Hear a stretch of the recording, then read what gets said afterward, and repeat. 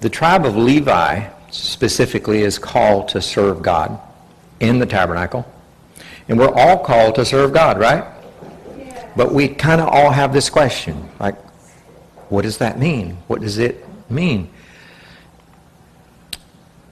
And I think we're going to see some of the answer here today, and especially looking at the life of Korah. And you know the whole story. I'm not going to do like a microscopic Torah portion dissection. Well, I've done that before. I want to look at the bigger picture. It says, now Korah, the son of Izhar, the son of Kohath, the son of Levi, with Dathan and Abiram, the sons of Eliab, and On, the sons of Peleth, the sons of Reuben, took men. Interesting group of people here. Interesting, Reuben, of course, would have been in the leadership position had he not gone into rebellion himself. They take men and they rise up before Moses. With a number of the people of Israel, they go out and they gather up other people, 250 leaders and people that were well known in leadership, popular people, and they bring them before Moshe. And so here we have them coming before Moses with this big group of people.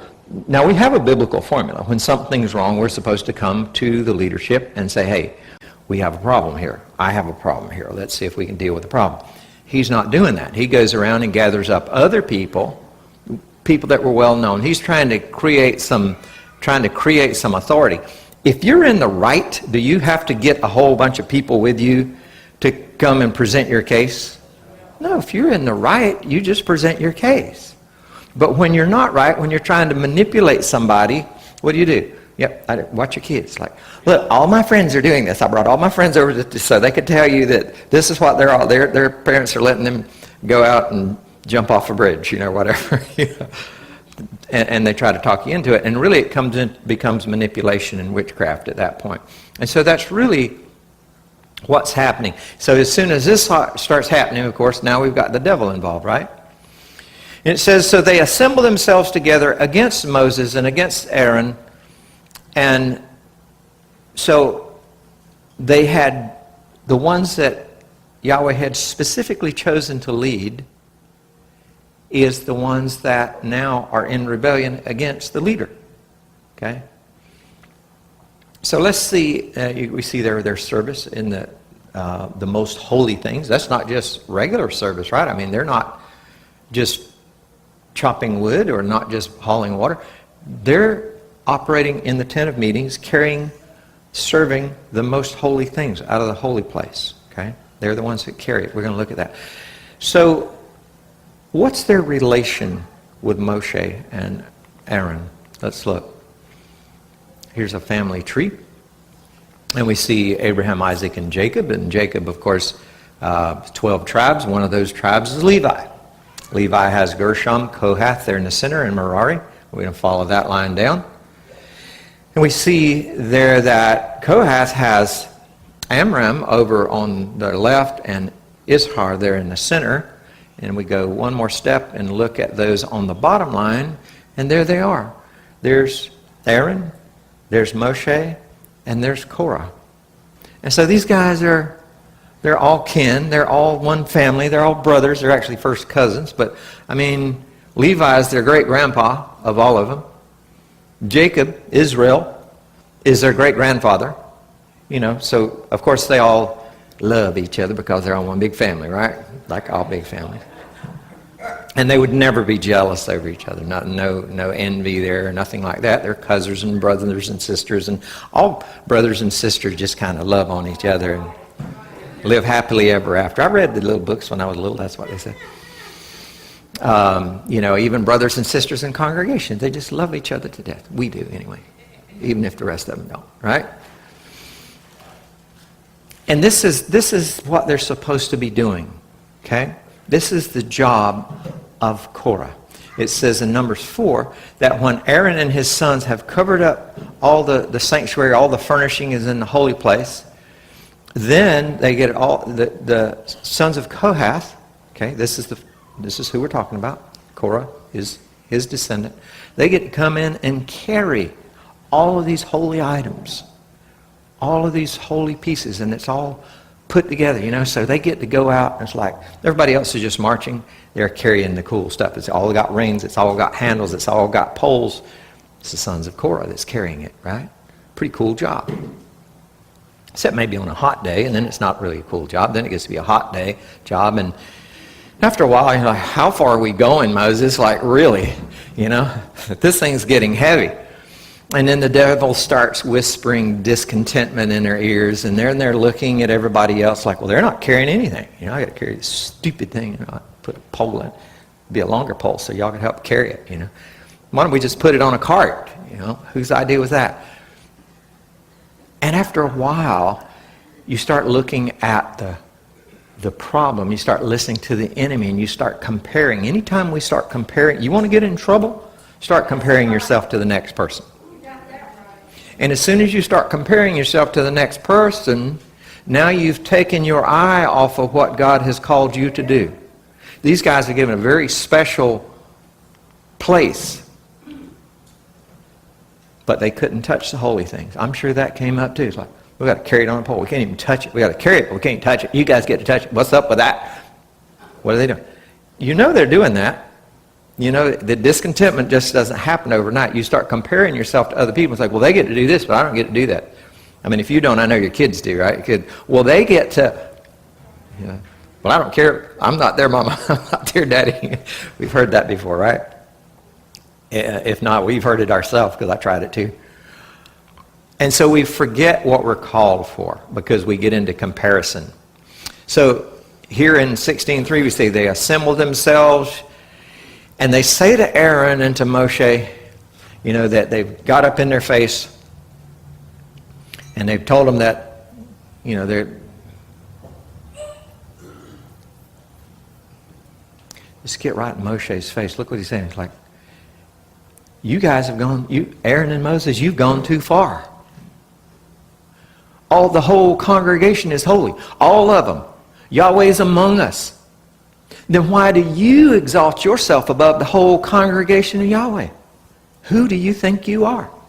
It's like, excuse me, you guys were here in the beginning when this all came up, right? And God specifically chose Moses, who talked him into choosing Aaron. He's like, I don't really speak the language that well. Understandable. He was raised an Egyptian, right? So we know that the speech problem was there. By now, by Numbers, you don't hear him grumbling too much. By Deuteronomy, it's all him just talking. So he learned the language pretty quick. But, if we look at this little rebellion thing, it went really far really fast, but that's really what rebellion does. It's like a fire. You just start a match. You start comparing. And as soon as you start comparing yourself, you're playing with a box of matches. You're just kind of rubbing it. And sooner or later, that thing's going to catch fire, and then you're going to throw it down, and then it starts a fire. Okay? So what's really going on? What spirit are we dealing with here? We're dealing with accusation. We're dealing with envy and jealousy. We're dealing with comparison. Clearly, we're not dealing with God. This is not of God. Nothing here is of God. Do we agree with that? Okay, so we know it's from the enemy. As soon as we start doing those things, we open the door for these evil spirits to get involved. And then we fail to take those thoughts captive because they're actually agreeing with what we're wanting to happen. They're like on our side. And what ultimately gets attacked when we do that is God's plan that gets attacked. Because we're not doing what we're supposed to be doing, and now we're interfering with those who are trying to do what they're supposed to be doing. Okay? So the enemy will do that through envy and jealousy specifically. So that's what's going on here. Is what they're doing a sin? Well, we can look at it and say, it sure looks like one. I'm not sure I can name one of the 613 right off, but it sure looks like one. So let me ask it a different way. Would the devil go along with what they're doing? That's a great way to find out if it's a sin. If you say that and the answer is yeah, he would go right along with it. He's probably right in the middle of that. Then you know it's a sin. Okay? It says they rise up. They assemble themselves, and now they're fussing. So anytime that we go against God's plan, or we're acting like the devil, then we're in sin. There's really never, when would there ever be a justification for acting like the devil or for manifesting that. There would never be a justification for that, right? So we can either serve self. There's two kingdoms. We can serve self, we can serve the enemy, or we can serve Yahovah. Okay? And clearly, Korah and his cohorts here are not serving God. Serving God is righteousness, right? And not serving God is unrighteousness, right? Okay? Well, 1 John 5:17 says all unrighteousness is sin. So we don't have to find a specific one of the 613 commands, because all unrighteousness, if we look at it and say, that's not righteous, that's not of God, then we know it's sin. But these guys are not just sinning against themselves, they're sinning against God. And it's just a huge mess. The big mistake that they make, and we see it, and it's easy for us to see it because we're not in the middle of it, is that they're really not appreciating the special kingdom calling that they have. They've been given one. And the devil wants us to make the same mistake. He wants us to miss what it is we're supposed to be doing and keep us looking at something else. Okay? Romans 8 says, we know that all things work together for good for those who love God and those who are called according to his purpose. So he's called us according to a purpose. And it's his purpose. He's given us purpose. Okay? And notice, by the way, it's called, what it says, called according to his purpose, not our purpose. Not according to our feelings. Now, the world teaches that we're supposed to just follow our feelings, right? The problem is that's not where peace and satisfaction really comes from. That only comes from doing Yah's way, okay? And that's our special calling. And we can fight that all we want to. He has a calling for each and every one of us. And, you know, the question is, how do we follow that calling? How do we serve? How do we serve him in the world? Okay? We look for opportunities. We look for talents that we have. Do we want to go out somewhere? People, you know, want to jump on a plane or something and go away somewhere. He's called you right here where he has you. He's called you right in your neighborhood. You've got neighbors that live on both sides of you. You've got friends and support system right here. He needs you right here. He needs you right here. That's why you're here. That's why you're here. And that's where he'll reward you. And he will reward you. Hebrews 6:10 says, for God is not unjust as to overlook your work and the love that you have shown for his name in serving the saints. So loving him and serving in his name, serving the saints, is something that he's going to honor. That's what he's called us to do. Okay? Then, you know, when we get in trouble, do something crazy like Korah, we're ignoring our calling and operate in envy for somebody else's calling. Envy is really about looking at somebody else's blessings while ignoring our own, looking at somebody else's calling while ignoring our own. It's just taking our eyes off of our purpose.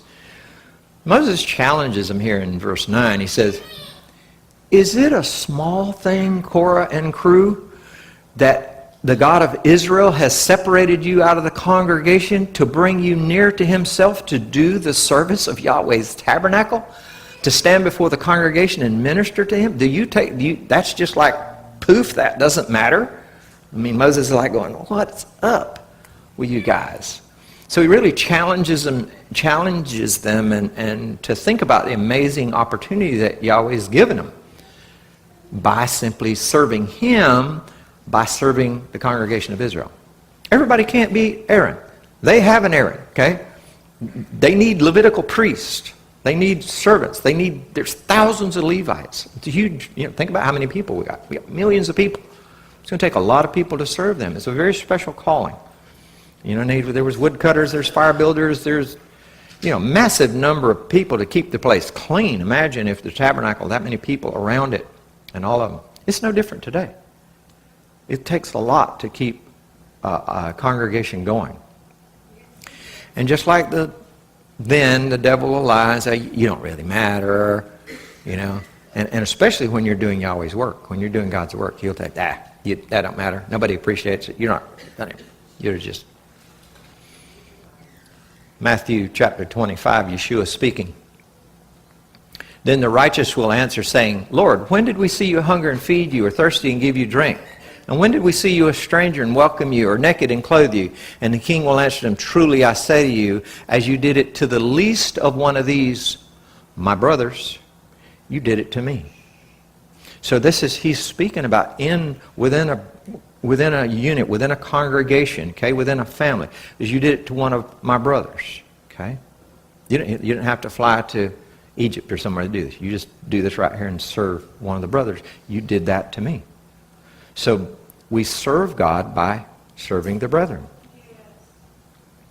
1 Corinthians 12, for just as the body is one and has many members, and all the members of the body, through many there's one body, so it is there's one body of Messiah. If the whole body was an eye, and they just list a whole bunch of body parts, hands, ears, nose, and I just picked this one. If the whole body was an eye, how could you hear? Is what he's saying. If the whole body was an ear, it doesn't matter. You can't be just one thing, and everybody can't be Aaron, right? But as it is, God has arranged the members of the body, each one of them as he chose, that there may be no division in the body, but that the members may have the same care for one another, because they're all part of the body. Okay? So it's serving the body of Messiah is how we serve God.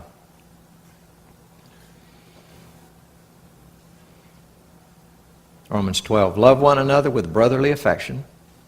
Outdo one another in showing honor to one another. Don't be slothful in zeal. Be fervent in spirit and serve the Lord. Rejoice in hope. Be patient in tribulation and be constant in prayer. Contribute to the needs of the saints and seek to show hospitality. That's the calling. That is how we serve him. In the beginning we see that Korah was serving the devil by acting like Satan. He was being an adversary. So to serve God is to be the opposite of that, to be like Yeshua. Paul, the Torah teacher, he sounds like Yeshua, okay? He understands that blessings come from being in harmony with the body of Messiah, with your marriage, with your work, with your family, with your children. We can't be in rebellion there. We have to be in harmony with them. And we're called to be a family, right? And that's what serving God's all about. It's about being called, being in harmony with him, with the brethren, okay? And that's what it's saying here in Romans 12. So let us go forth and walk in service and walk in harmony. Don't be like Korah. Be like Yeshua. Amen?